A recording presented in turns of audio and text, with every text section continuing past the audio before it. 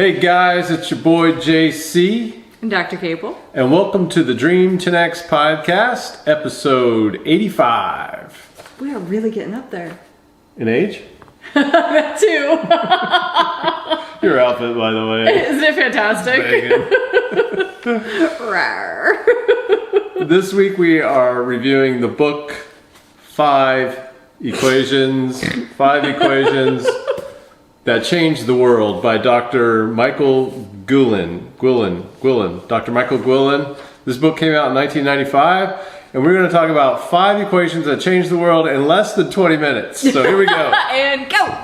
And go. Okay, so the first equation is, and I'll try to show this in the video, but it was founded by Sir Isaac Newton, and what the context is, of course, the bubonic plague is running rampant through London, and he goes and lives in his family's countryside estate, and he's sitting under an apple tree, deep in thought about the world and the universe, and he notices an apple fall from the tree, and he looks up, and it wasn't just the apple. This is the other thing that really struck me. It wasn't just an apple that fell from the tree, but as he looked up at the tree, he saw the moon.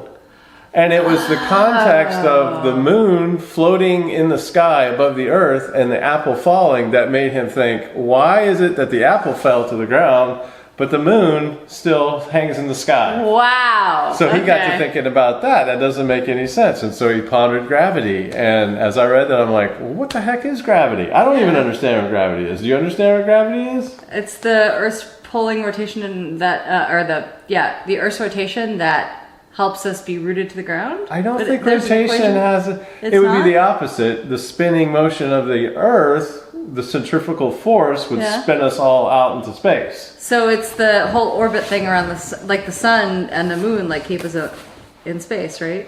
On the ground. I mean, come to find out, and this is stuff we should all know as grade school from grade school. But we may have learned it. And we haven't been taught this, but it didn't sink into me until just as I read this book and started thinking about it. That all matter, gravitation is a universal force, and all matter is pulled to each other. Just as a universal force. There's probably a lot more science to that, but all matter is drawn to one another. So that's gravity. So that's gravity. So it's a universal force. So we're a body on another body, being the Earth, and Earth is the larger mass, so it holds us to itself because it's the larger mass.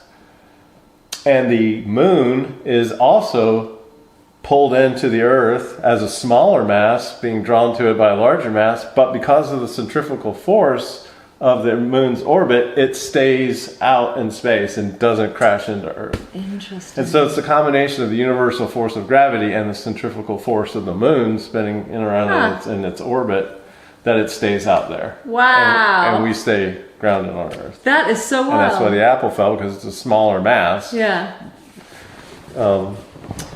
Is that why I fall down a lot? Because I'm a small mass? Probably. So the equation that Newton ended up deriving from his thought experiments relative to the apple and the moon is that the gravitational force equals the gravitational constant that Newton defined times the mass of one object times the mass of another object divided by the distance between the two. Wow. Newton also invented calculus, which also helped in terms of defining the orbits of planets and how they weren't actually circular, they were elliptical, and all that crazy stuff is a tribute to the genius of Newton. What a Incredible man. brain, yeah. One of the quotes I wrote down was, "Gravity was a force of attraction that was felt mutually by all particles everywhere in the universe. In short, Newton concluded gravity was the glue that held everything together." Pretty incredible. And all of his discoveries were built on the shoulders of a lot of people who railed against the Catholic Church before him, including Galileo, who had to fight against the Catholic Church and kind of proving that it wasn't the Earth that was the center of the solar system, and everything revolved around the Earth. It was the sun, and everything revolved around the sun. But the Catholic Church didn't want to hear that, and there were a lot of other things. So there was a lot of pushback against the Catholic Church in order to bring Newton to the point where he could come up with his conclusions about gravity. Wow. So love that story. By the way, I love this book. It's just over 200 pages, just chock-a-block of really interesting stories about these scientists. So, all right. So that was Isaac Newton. Number 2, Daniel Bernoulli. Bernoulli is the one who applied calculus that invented by Newton to fluids. So from solid objects that the calculus was applied to, he applied it to fluids to kind of calculate how fluids interact and impact hard things. And he discovered how fluids create pressure in a tube. And he also discovered that if you stick a glass tube in a vein, the blood will come out into the glass tube to show what your blood pressure is. Whoa! And so that's how they used to, based on Bernoulli, he's the one who said, we can take your blood pressure by sticking a glass tube in your vein. That's crazy. And it wasn't until years later when an Italian whose name was Scipione Rivarocci,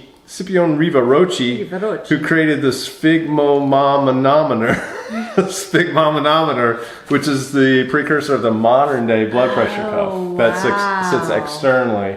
And so Bernoulli discovered that slow moving water through a tube creates more pressure than fast moving water through a tube.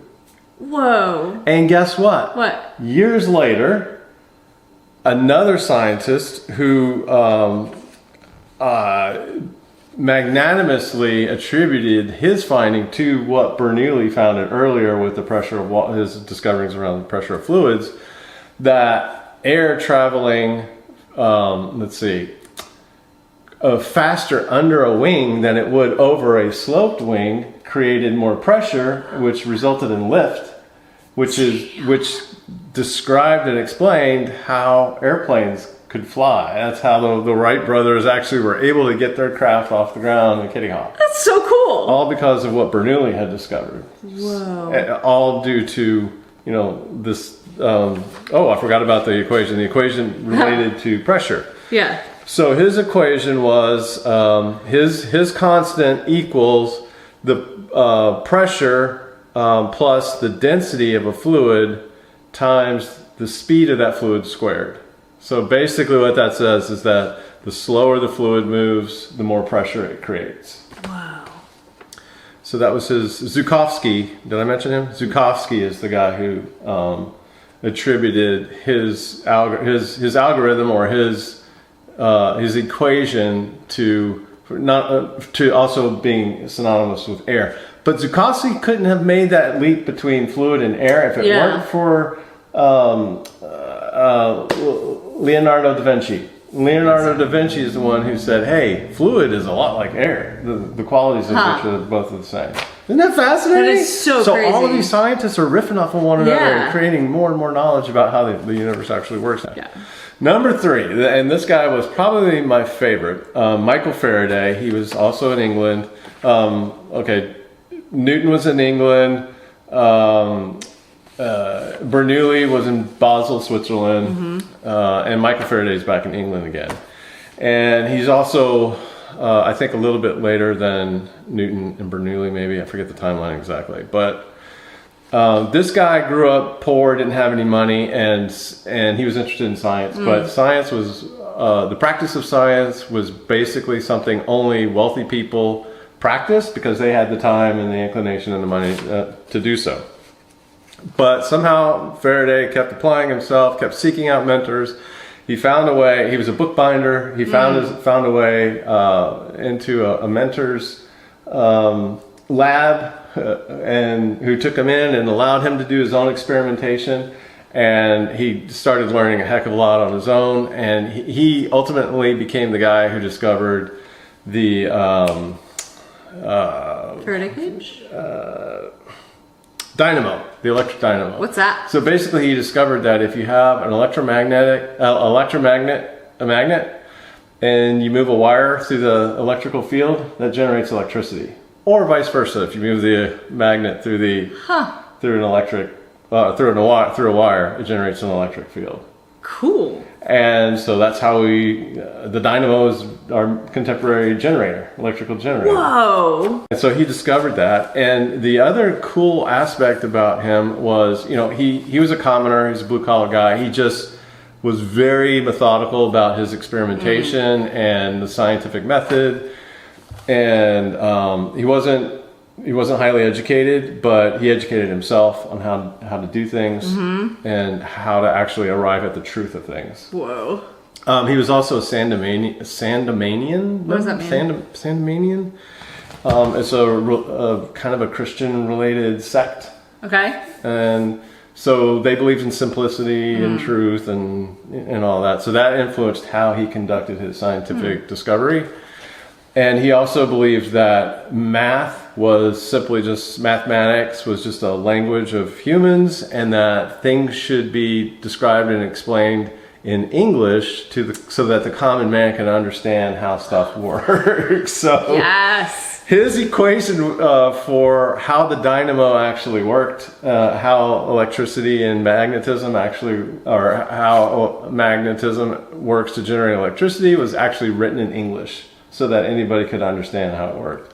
And it wasn't until later when a Scotsman came along and said, I gotta take this and make it a mathematical equation so the scientists can understand how it works. So basically the Scotsman's name was James Clerk Maxwell, and he wrote the equation. And again, I'll try to show this, but it's what is it? The change of electricity equals the rate of increase or decrease of the change in the magnetism. Something like that. Sure, sounds great. The English is easier to understand.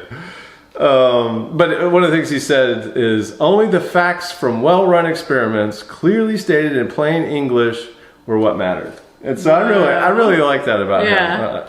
And it made me think about, okay, well, what really is mathematics? It's a man-made language. Newton contributed to the confusion of what mathematical symbols were with calculus and all that. But it's just a language, and it's just like English, and you can describe and explain algorithms using English just as well as you can mathematics just as well as you can using computer code, etc.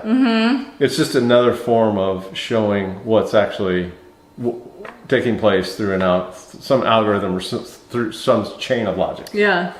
So it's really interesting to contemplate mathematics and language and how it all kind of works together for a similar purpose based on how Faraday thought about the whole thing. That's wild. So I really liked reading about him. Yeah. Okay, number 4. Now we're in Prussia. And we're not talking about Clausewitz, we're talking about Rudolf Clausius. That's Clausius. close. Yeah, it's very close. It's like Prussians. It's like all Prussians have a similar last name. I don't know. So this guy was really interesting too. He came up with the conclusion that basically the universe is dying. And that one day all energy in the universe is going to come to rest, and the universe is just going to be a big lukewarm blob of nothingness. Well, that's sad. And he based that off of the idea that, or off of the observations that, you know, all hot things eventually become cold. Okay. If they're left alone and there's no energy infused to something, all hot and warm things become, you know, lukewarm or cold, including human bodies. So we have energy. Our human body is constantly burning energy, and we're warm, blooded animals. Yeah. But when we die, we go cold. So it's just like everything else in the universe. Everything is just eventually going to die out, including the sun, in roughly 44 billion years or whatever. So it was kind of, it's kind of it's his story. The way it was, Dr. Gillen wrote it is very, it's kind of sad actually. It was very colorful, well written, story that really intrigued me about the death of his wife and all of that. It was really sad, and how he held her hand and she was warm and then she went cold, and how he was contemplating why that is and how the universe actually works. And man, it just made me think a lot. But his equation was the change of the total entropy in the universe is always greater than 0. So life rails against entropy. Life is organization, it's energy, and all life in the universe rails against entropy. However, all entropy in the universe is always going to be greater than 0. So it's just getting bigger. It's not getting less. Actually, life and energy in the universe supposedly is getting less. Things I read in here was that, pulled out of his story, was that we get 17 million billion kilowatt hours worth of energy from the sun every day. Good grief. That's a lot. That is a lot. That is a tremendous amount of energy from the sun. And so the sun plays a really, the energy from the sun plays a really important role in the life of Einstein, as we'll see here in a second. And I did want to read a little bit about the casino of life that he talks about here, which helps explain how entropy works. He says, Clausius, did I say Claudius? Clausius's law of entropy non-conservation was like saying that a casino's positive money changes always exceeded its negative money changes. In other words, a casino's winnings always exceeded its losses. It always made a profit. This is like Vegas. So the universe is like Vegas, which was how it stayed in business. A casino existed at the expense of its players, which are us and every other living thing in the universe, which meant it could keep winning only so long as its players could keep losing. When they had lost everything, when positive money changes ceased to exist, the casino was shut down forever. The end of the world. The casino's gone.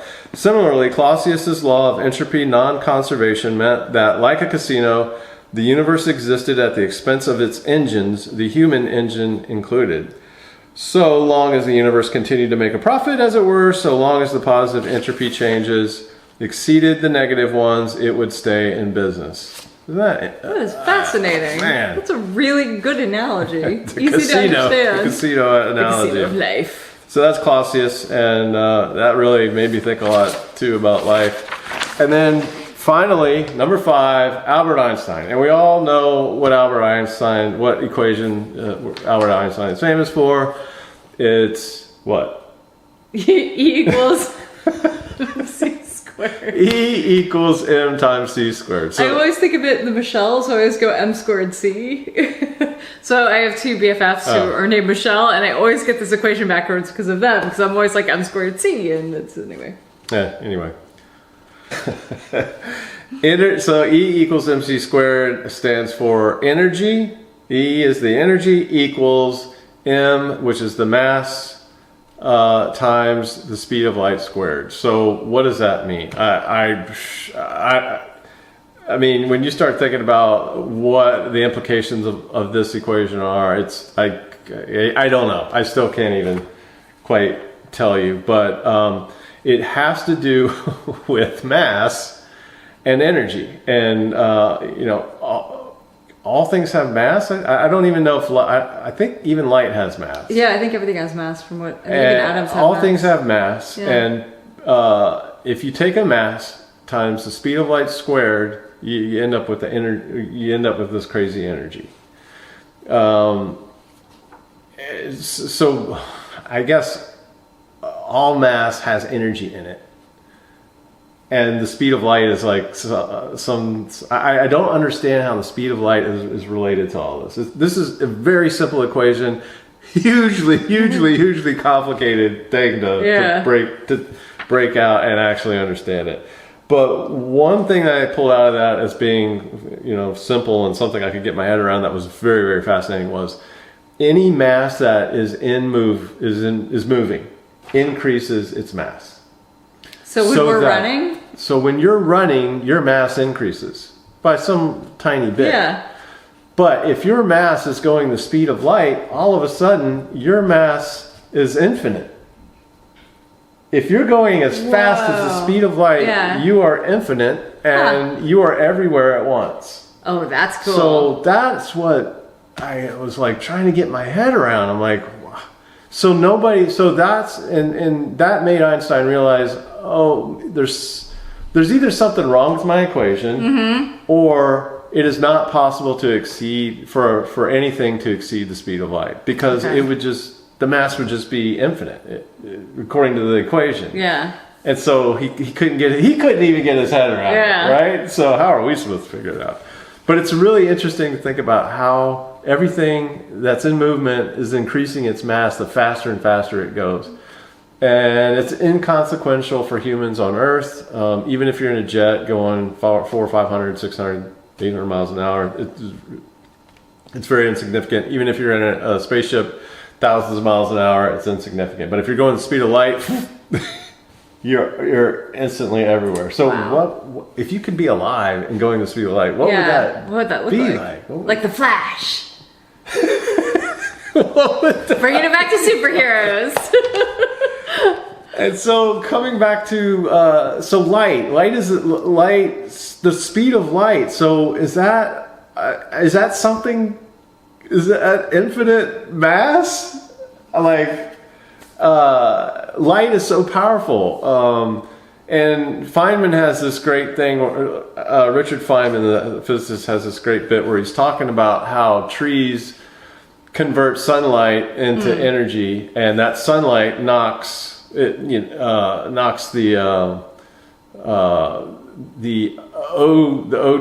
carbon out of the oxygen molecule to release oxygen and use the carbon, sequester the carbon, but it also sequesters the sunlight. Yeah.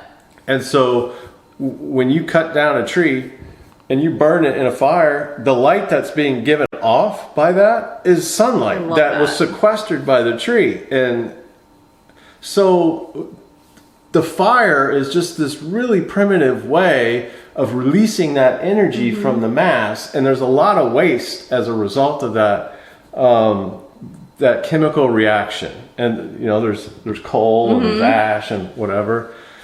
But Einstein figured out a way to release that energy at the nuclear level, which we use to create an atomic bomb. Yeah. Just a huge amount of energy released all at once. Yeah. Based on his understanding of this equation in light and matter.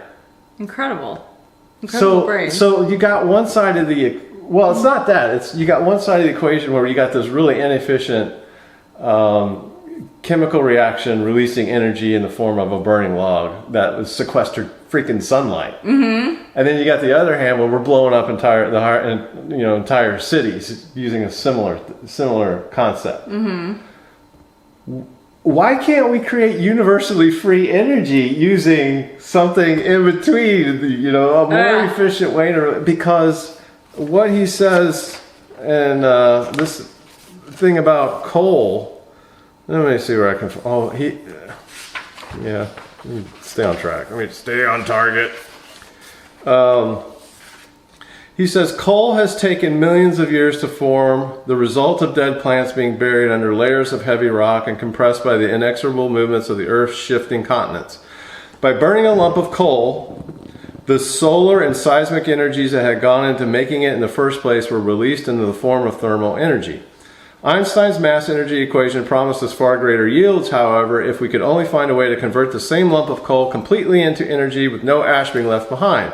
A simple calculation revealed, in fact, that such a transmogrification would produce enough energy to keep one light bulb burning for not 4 hours, but 1,680 billion hours. Whoa. So an efficient way to get energy out of matter can provide free energy for everybody forever. Yeah. But why haven't we figured out how to blow up a freaking everybody? We know how to blow up everybody using that concept, but we somehow haven't figured out how to create free energy for everybody. Now I'm really curious, what's going on? Why have we not figured this out? Well, and maybe we have, but there's not a lot of funding in it because of the electric companies. I don't know. And the other companies that are. I think we have figured out how it's just not going to get out because of the economy. Yeah. Yeah, the political action committees or whatever pushing, because that doesn't make sense to me now. Yeah. Now I'm like, well, we've had this capability since World War II of having a really good understanding of the relationship between energy and mass and the speed of light and all that, and there's no free energy. We don't get any free energy out of that. And with that, thanks for watching this episode. We'll see you next book. Over and out. Bye.